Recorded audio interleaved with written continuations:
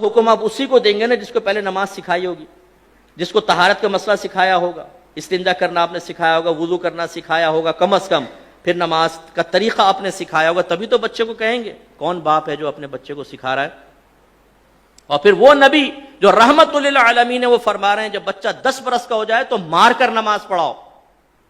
اعلی حضرت امام علیہ سنت فرماتے ہیں کہ مار کر نماز پڑھاؤ، سرکار نے حکم فرمایا، یہ اس لیے نہیں تھا کہ وہ نماز ہے، بلکہ اس لیے کہ وہ فرض ہے۔ اس لیے نہیں کہ نماز ہے، اس لیے کہ فرض ہے۔ جب فرض اصل ہوا تو اس کا مطلب یہ ہوا کہ روزہ بھی چونکہ فرض ہے، اس لیے باپ پر واجب ہے کہ جب 10 برس کا بچہ ہو جائے اور روزے کی طاقت رکھتا ہو تو سختی کے ساتھ اس کو روزہ رکھوائے، اور اگر 10 برس میں باپ سختی نہیں کرے گا نماز اور روزے کے بارے میں تو وہ گناہگار ہوگا، مکروہ تحریمی کرے گا۔ مکروہ تحریمی فعل ہے یہ، کیونکہ حدیث کا رد کرنا یا اس کے خلاف جانا مکروہ تحریمی ہوتا ہے، سرکار کے حکم کے خلاف جانا۔ اب کتنے والدین ایسے ہیں، ہم تو ہر دو بچہ 10 برس، ابھی تو کھیلنے کی عمر ہے، ابھی کون سا بالغ ہوا ہے۔ بھائی بلوغت سے، اسی لیے تو آپ کے نبی سمجھا رہے ہیں بلوغت سے پہلے سکھاؤ اس کو۔ یہ بالکل ایسا ہوگا جیسے ایک نوجوان کا UK کا ویزا لگ گیا اور آپ کہیں کہ بیٹا امیگریشن کے سارے قوانین سیکھ لے، ذرا وہاں کے لاس سیکھ لے کہ تو وہاں تو اترے گا، غلط کام نہ کر۔ کہے ٹھہرو بھائی ٹھہرو، پہلے UK کی سرزمین پہ اترنے تو دو، پھر سب سیکھ لوں گا۔ تو آپ کیا کہیں گے؟ اتر کے کوئی غلطی کرے گا واپس بھیج دیں گے، بے وقوف آدمی، ابھی سے سیکھ یہاں پر، آئلٹس وغیرہ کر، لینگویج آج کل بہت ضروری ہے، اور سارے قوانین۔ لہٰذا اگر کوئی نسوار رکھ کے پچکاریاں مارتا ہے نا یہاں پر، یا نظر بچا کر لفٹ کے اندر پان کی بڑی سی پیک پھینک کر پورا رنگ کر دیتا ہے جہاں رنگ کرنے کی کوئی حاجت بھی نہیں ہوتی، یہ بھی جب دبئی جائے گا تو سارے لاس سیکھ کر جائے گا۔ وہاں کبھی ایسے نہیں ہوگا کہ ایئرپورٹ پر اتر کے کسٹم شیڈ کے ساتھ ہی پچکاری مارے بولے کیف حالک، سارا سیکھ کے جائے گا۔ وہاں کیسے تمیز آ گئی بھائی؟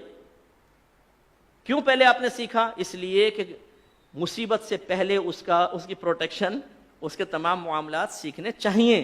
یہی ہمارا مذہب کہہ رہا ہے۔ غفلت کا عالم یہ ہے کہ بچہ، بڑا افسوس ہوتا ہے کہ سرکار تو 10 برس کے بچے کو کہتے ہیں سختی کرو، ہمارا یہاں پر 27 سال کا نوجوان فجر کی نماز میں پڑا سو رہا ہوتا ہے اور باپ کی تیوری میں بل نہیں آتا۔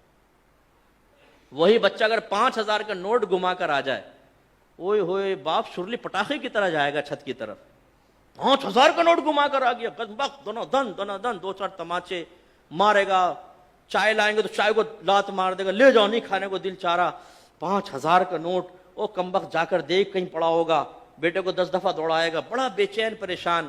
وہی بچہ فجر کی نماز قضا کرے تو زیادہ اتنا بڑا بدبخت ہے، پڑھتا ہی نہیں نماز، نکل جائیں گے۔ ناشتہ ڈٹ کے کھا رہے ہیں، سب کچھ ہیں، بھائی کوئی خوف نہیں ہے آپ کو؟ آپ کی اولاد جہنمی بن رہی ہے۔ ایک نماز قضا کرنے پر اس کا نام جہنم کے دروازے پہ لکھ دیا گیا۔ جیسے آپ کے دروازے پہ آپ کے بیٹے کے بارے میں اکرم نام ہے تو اکرم چرسی لکھ کے کوئی چلا جائے تو خوش ہوں گے آپ؟ بولیں گے کس نے لکھا ہے میرے بیٹے کو چرسی؟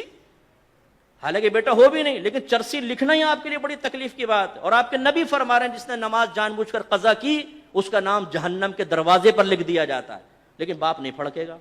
چرسی پہ پھڑک گیا، وہاں جہنمیوں میں نام لکھا گیا، اولاد کو کوئی پرواہ نہیں ہے۔